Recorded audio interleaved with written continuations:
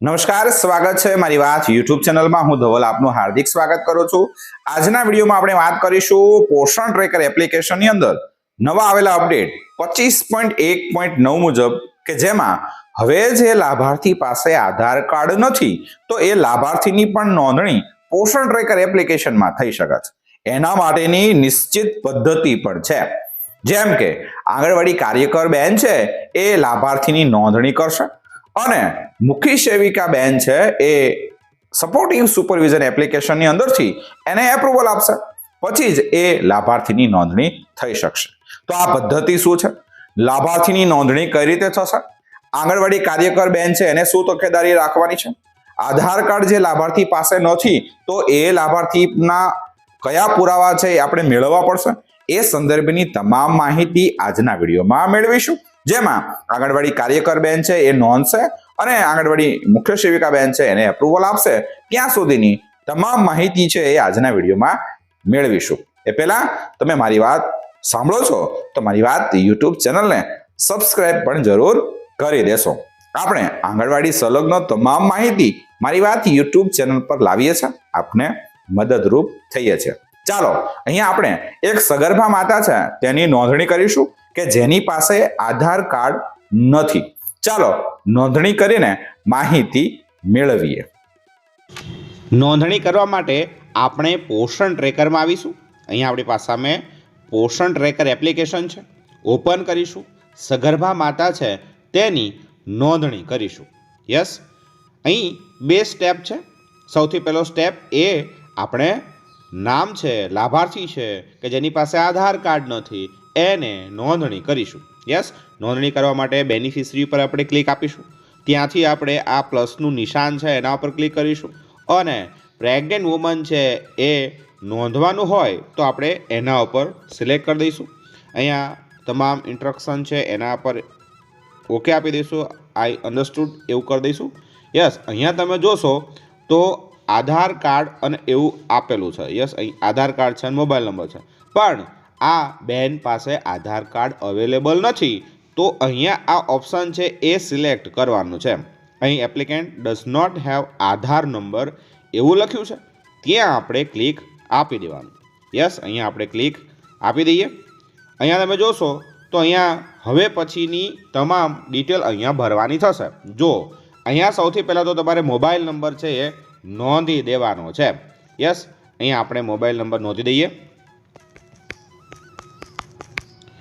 અહીંયા તમે જે આધાર કાર્ડ કઢાવ્યું છે અને એનો રિસિપ્ટ તમારી પાસે છે, એનરોલમેન્ટ નંબર જો તમારી પાસે હોય તો એ તમારે અહીંયા નોંધવાનો છે અને જે રિસિપ્ટ આપ્યું હોય એ અહીંયા તમારે અપલોડ કરવાની છે. પણ આપણે આધાર કાર્ડ કઢાવ્યું જ નથી તો આ ઓપ્શન આપણે સિલેક્ટ કરવાનો થતો નથી. એ પછી આવે છે proof of identity.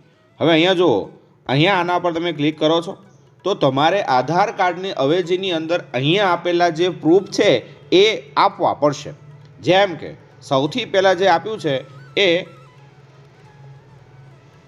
Post office passbook છે, હોય તો એ લખશો.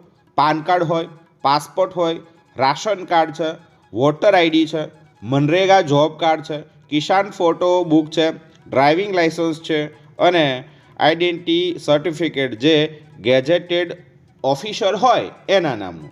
અહીંયા આપણી પાસે વોટર આઈડી છે જેને આપણે ચૂંટણી કાર્ડ એવું પણ કહીએ. એ વોટર આઈડી ઇલેક્શન જે કાર્ડ છે એ આપણી પાસે છે તો આપણે એના ઉપર ક્લિક કરી દઈશું. અહીંયા એ કાર્ડ છે એનો નંબર છે એ પણ અહીંયા આપણે નોંધવાનો છે.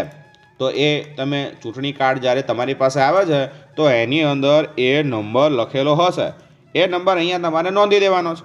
યસ, અહીંયા આપણે એ નંબર છે એ નોંધી દઈએ.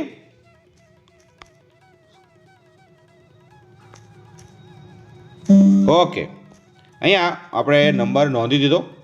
પછી એ ચૂંટણી કાર્ડ છે એનો ફોટો અહીંયા અપલોડ કરવાનો. તમે ફોટો પણ અપલોડ કરી શકો છો, જેપીજી ફાઇલ છે એમને ફોર્મેટમાં કરી શકો છો, પીડીએફની અંદર પણ કરી શકો છો. અહીંયા 2 MBથી વધારેનો હશે તો એ અપલોડ થઈ શકશે નહીં. યસ, અહીંયા તમે જોશો આપણી પાસે આ એ બેન છે એનું ચૂંટણી કાર્ડ અવેલેબલ છે. યસ, અહીંયા આ ચૂંટણી કાર્ડ છે, આપણે એને સિલેક્ટ કરી લઈશું. યસ, અને પ્રોસીડ છે એના ઉપર ક્લિક આપી દઈશું. આપણે એ આઈડેન્ટિટી પ્રૂફ છે એ પણ અપલોડ કરી દીધું. પ્રોસીડ ઉપર ક્લિક આપી દીધું. એટલે અહીં મોબાઈલ ઓથેન્ટિકેશન છે એ આવશે. આપણે જે મોબાઈલ નંબર અગાઉ નોંધ્યો હોય એ અહીંયા નોંધવાનો છે. આ મોબાઈલ નંબર એ રેન્ડમલી તમારી પાસે ચાલુ હોય, તમે જે યુઝ કરી રહ્યા છો એ જ ફોન નંબર અહીંયા રાખવાનો અને ઓટીપી સેન્ડ કરી દેવાનો. યસ, અહીંયા આપણી સામે એ ઓટીપી છે એ આવી જશે. 5 મિનિટની અંદર એ ઓટીપી આપણે સમય છે એ આપવામાં આવે છે. યસ, અહીંયા તમે જોશો આપણી પાસે ઓટીપી છે. યસ, ઓટીપી આપણે નોંધી દઈએ અને વેરીફાઈ ઉપર ક્લિક આપી દઈએ. યસ, હવે આ કમ્પ્લીટ થઈ ગયું. હવે આપણે એ પ્રેગ્નેન્ટ વુમન છે એની ડિટેલ નાખીશું. યસ, અહીંયા આપણે જોઈ લઈએ, એનું નામ છે એ પણ જોઈ લઈએ, નોંધી દઈશું.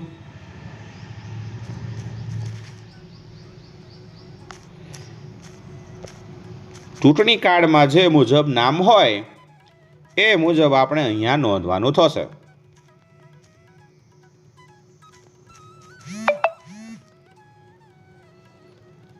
યસ, અહીં ફિમેલ છે. જન્મ તારીખ છે એ આપણે જોવાની છે. એમની જન્મ તારીખ જે હોય એ અહીંયા આપણે જોઈ લઈશું.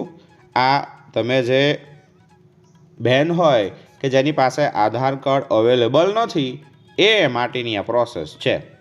યસ, અહીંયા આપણે જન્મ તારીખ છે એ નોંધી દઈએ. યસ, અહીં વોટર આઈડી અહીંયા તમે જોશો તો એ ડિટેલ્સ આવી ગઈ. આપણે અગાઉ એક કરી દીધું વોટર આઈડી છે, એનો આઈડેન્ટિટી નંબર છે, એનો ફોટો પણ આપી દીધો છે, મોબાઈલ પણ આપી દીધો છે. એટલે આ કામ આપણું 100% પૂરું થઈ ગયું. હવે અહીંયા નેમ ઓફ યોર લેંગ્વેજ તમે તમારી ભાષાની અંદર એ લખી શકો છો. ગુજરાતી હોય તો ગુજરાતી અને ઇંગ્લિશ હોય તો ઇંગ્લિશ, જે લાગુ પડતું હોય એ. ઓકે, અહીંયા એમનો હસબન્ડનું નામ છે લખી દઈએ. કેટેગરી, હવે કેટેગરીની અંદર જે લાગુ પડતું હોય એ. પછી રેસિડેન્સ ટાઈપ છે એના પર તમે ક્લિક આપો તો એ ટેમ્પરરી છે કે પરમેનન્ટ છે એ જોવાનું. યસ, એ પરમેનન્ટ જ હોય, એ ત્યાં રહેવા આવ્યા છે. અને સૌથી છેલ્લે અહીંયા તમે જુઓ લાસ્ટ એલએમપી ડેટ છે એ પણ અહીંયા આપણે નોંધવાનું હોય. યસ, આપણે એ એલએમપી ડેટ છે એ પણ નોંધી દઈએ.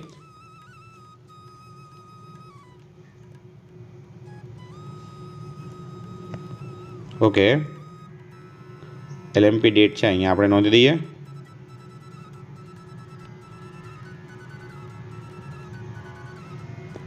યસ, આ એલએમપી ડેટ છે પરફેક્ટ. આ એલએમપી ડેટ નોંધતા સમયે ખાસ તમે નોંધશો કે એ પરફેક્ટ એલએમપી ડેટ હશે તો એ પોષણ ટ્રેકર એપ્લિકેશનની અંદર છે એ પરફેક્ટલી એનો જે મહિનાઓ હશે એ મુજબ છે નામ નોંધણી અને પછી સગર્ભાથી ધાત્રીમાં પરિવર્તન થશે એ સમયે આ એલએમપી ડેટ છે એ પરફેક્ટ હોવું જરૂરી છે.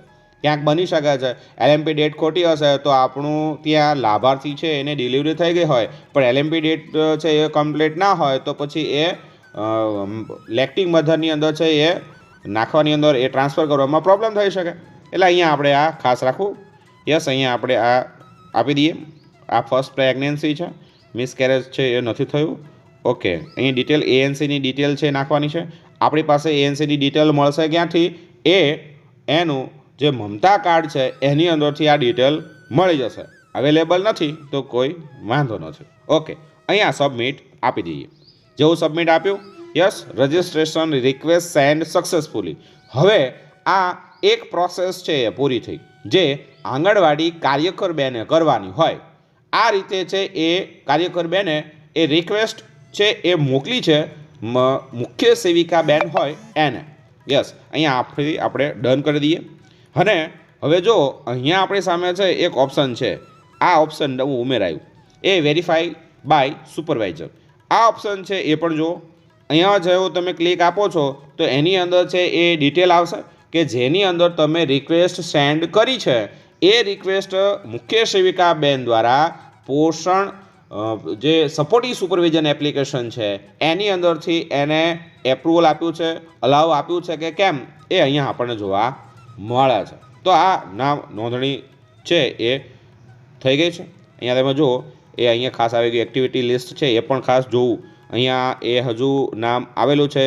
સ્ટાર્ટ ઉપર આપણે ક્લિક કરીશું. યસ, અને એ સડનલી એ સિંક થશે અને નોંધણી થઈ જશે. યસ, આ ખાસ જોવું. જેવું તમે નામ નોંધી દો છો પછી આ એક્ટિવિટી લિસ્ટ છે એની અંદર ફરજિયાત આવીને અહીંયા સ્ટાર્ટ ઉપર ક્લિક કરી દેવાનું. સાથે સાથે રિફ્રેશ છે એ પણ કરી દેવાનું. એટલે એ નામ છે એ નોંધણી થઈ જશે. યસ, અહીંયા આપણે રિક્વેસ્ટ છે સેન્ડ કરી દીધી છે.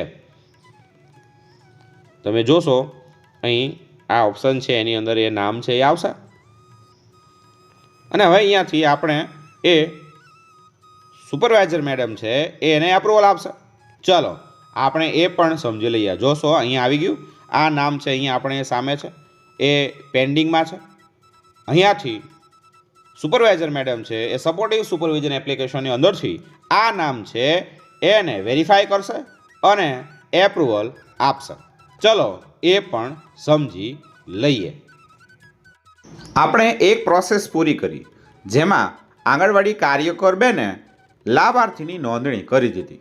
હવે પ્રોસેસ નંબર 2 કે જેમાં મુખ્ય સેવિકા બેન હોય એ સપોર્ટિવ સુપરવિઝન એપ્લિકેશનની અંદર જશે અને ત્યાંથી એપ્રુવલ આપશે.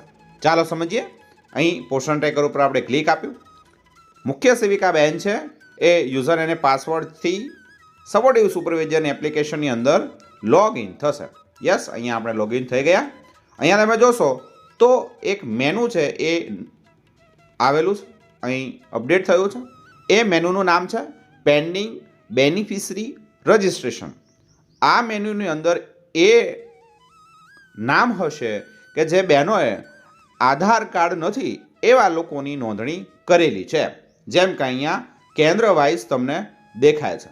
આ કેન્દ્ર ઉપર છે. અહીંયા તમે જોશો તો કેન્દ્ર છે, કેન્દ્રનું નામ છે. યસ, અહીંયા આપણે જોઈએ. યસ, આપણે અહીંયા જોઈશું એ કેન્દ્રનું નામ છે, એનો કોડ છે, કેન્દ્રમાં જે કાર્યકર બેન હોય એનું નામ છે. અહીંયા એ ડિટેલ આપણને જોવા મળી રહે છે. આપણે હમણાં એક નામ નોંધ્યું છે સગર્ભા બેનનું. એ નામ આની અંદર આવી જશે. નથી આવતું તો થોડો સમય લાગી શકે છે પણ આવી જશે. યસ, અહીંયા આપણે આ કેન્દ્રનું નામ છે, આ કાર્યકરનું નામ છે અને એની અંદર અહીંયા જોશો પેન્ડિંગ એવું લખેલું છે. આપણે હમણાં એક સગર્ભા બેનની નોંધણી કરેલી અને રિક્વેસ્ટ મુખ્ય સેવિકા બેન છે અને મોકલેલી. હવે અહીંયાથી એપ્રુવલ આપવાનું આવશે. ચલો, અહીંયા એની સામે એક નાનું તીર જેવું નિશાન છે એના ઉપર તમારે ક્લિક કરી દેવાનું છે. અહીંયા જોશો એ નામ છે એ આવી જશે. પેન્ડિંગ દેખાય છે, એ બેનનું નામ છે અને અહીંયાથી આપણે એપ્રુવલ આપવાનું છે. યસ, વ્યૂ પ્રોફાઇલ ઉપર આપણે ક્લિક કરી દઈએ. જેવું તમે ક્લિક કરો છો તો એની અંદર એની ડિટેલ છે બધી આવી જશે. આ ડિટેલમાં તમે જોશો તો એ સેલ્ફ છે. અહીંયા વ્યૂ ઉપર તમે ક્લિક કરો છો તો એનું વોટર આઈડી છે એ તમે જોઈ શકો છો. આ એપ્રુવલ છે એ આપવાનું લક્ષીને છે. આ વેરિફિકેશન કરવાનું છે. વ્યૂ ઉપર તમે ક્લિક આપો છો. જે ડોક્યુમેન્ટ અપલોડ કર્યું હશે જે બહેનનું, અહીંયા આપણે ચૂંટણી કાર્ડ છે એ અપલોડ કર્યું છે તો એ અહીંથી તમે જોઈ શકો છો. બધું જ ઓકે હોય તો અહીંયા એક્સેપ્ટ ઉપર તમે ક્લિક આપી દેશો. યસ, અહીં એક્સેપ્ટ ઉપર ક્લિક આપો. અહીંયા તમે જોશો એ તમે જાણો છો ઇન્ફોર્મેશન ફાઉન્ડ કરેક્ટ છે અને હું જાણું છું એ પ્રકારનું અહીંયા આપેલું છે. અહીંયા આપણે સબમિટ આપી દેવાનું છે. જેવું સબમિટ તમે આપો છો એટલે એની પ્રોફાઇલ લિસ્ટની અંદર એ થોડા સમયની અંદર છે એક્સેપ્ટ થઈ જશે અને આંગણવાડી કાર્યકર બેન છે એ પોષણ ટ્રેકર ઓપન કરશે અને ત્યાંથી એ નામની નોંધણી થઈ ગયેલી હશે. ચાલો, આ એક પ્રોસેસ છે. બીજા નંબરની પ્રોસેસ છે આપણે પૂરી કરી દીધી.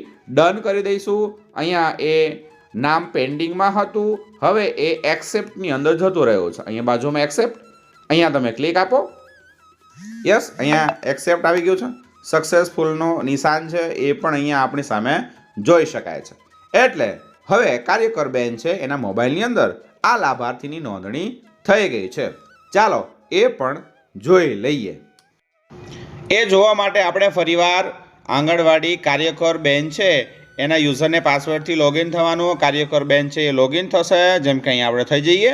અહીંયા આપણે જોશું બેનિફિશરી ઉપર આપણે ક્લિક આપીશું અને પ્રેગ્નન્ટ વુમન છે એની અંદર જઈશું. અહીંયા 4 સગર્ભા માતા છે દેખાય છે, એના પર ક્લિક કરીશું. 4 નામ છે, રિફ્રેશ કરવાનું છે. અહીંયા એક નોંધ લેશો, તમે જે નામની નોંધણી કરો છો એ અપડેશન થતા સમયે થોડો સમય લાગી શકે છે. 12 કલાક 24 કલાકનો પણ સમય લાગી શકે છે.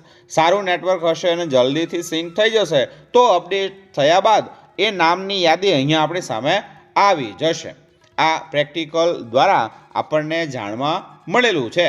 જેમ કે અહીંયા એ 4 સગર્ભા માતા છે, ત્યાં 5 હોવા જોઈએ. આપણે રાહ જોઈશું અને એ અપડેટ આવે એટલે આપણી જે લાભાર્થીની નોંધણી કરેલી હતી એની યાદીની અંદર એનું નામ આવી જશે. તો આ મુજબ છે એ આપણે જે આ લાભાર્થી છે કે જેની પાસે આધાર કાર્ડ નથી તેની એન્ટ્રી આ મુજબ કરવાની હોય છે.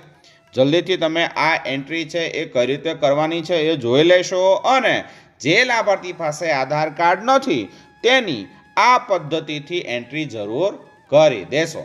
ફરી મળીશું નવી માહિતી સાથે, ત્યાં સુધી રજા આપશો અને હા, મારી વાત યુટ્યુબ ચેનલને સબસ્ક્રાઈબ પણ જરૂર કરી દેશો. આંગણવાડી કાર્યકર સુધી આ વિડીયોને જરૂર શેર કરશો. ફરી મળીએ નવી માહિતી સાથે.